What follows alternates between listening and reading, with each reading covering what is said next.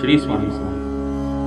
स्वामींचे अमृत भारले मधाळ बोल ऐकून अळवणी बुवा भारावून गेले होते. आपण कित्येक दिवसात अन्नाचा कण सुद्धा खाल्लेला नाही, तरी उठून बसायची ताकद केवळ स्वामी कृपेने लाभली हे त्यांच्या लक्षात आले होते.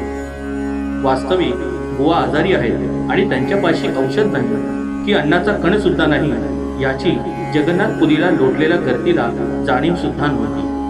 सर्व गर्दी रावळातल्या जगन्नाथाच्या मूर्तीचे दर्शन घेण्यासाठी लोटली होती. परंतु अळवणी नावाच्या या साधू पुरुषाचे भाग्य असे की भुकेने क्षीण झालेल्या रुग्णावस्थेत असलेल्या या बुवांना स्वामी समर्थांनी जगन्नाथाच्या रूपात दर्शन घडवले होते. इतक्यात आणखीन एक चमत्कार घडला. स्वामींनी अळवणी बुवांसाठी मिष्टान्नांची व्यवस्था केली. पंचपक्वानांचा घमघमाट सुटला. जगन्नाथाच्या देवळातले पुजारी बुवांकडे आले आणि म्हणाले, प्रसाद तयार आहे, भोजनाची सिद्धता झाली आहे, ताबडतोब चला. खुश झालेल्या अळवणी बुवांना आणि त्यांच्या 4 शिष्यांना पालखीत बसवून भोजन स्थळी नेण्यात आले.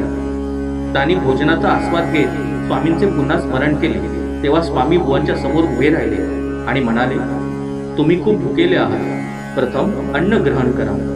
स्वामींच्या असीम कृपेने बुवा तृप्त जेवले.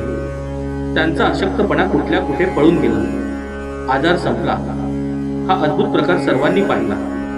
स्वामी जगन्नाथाच्या मंदिराजवळ एका झाडाखाली बसले होते. सर्व यात्रेकरू जगन्नाथाचे दर्शन घेऊन झुंडीच्या झुंडीने स्वामींच्या दर्शनाला येऊ लागले. लोकांना स्वामींनी वृद्ध नृसिंह सरस्वतीच्या रूपात दर्शन दिले. लोकांमध्ये ते वृद्ध नृसिंह सरस्वती या नावानेच प्रसिद्ध झाले.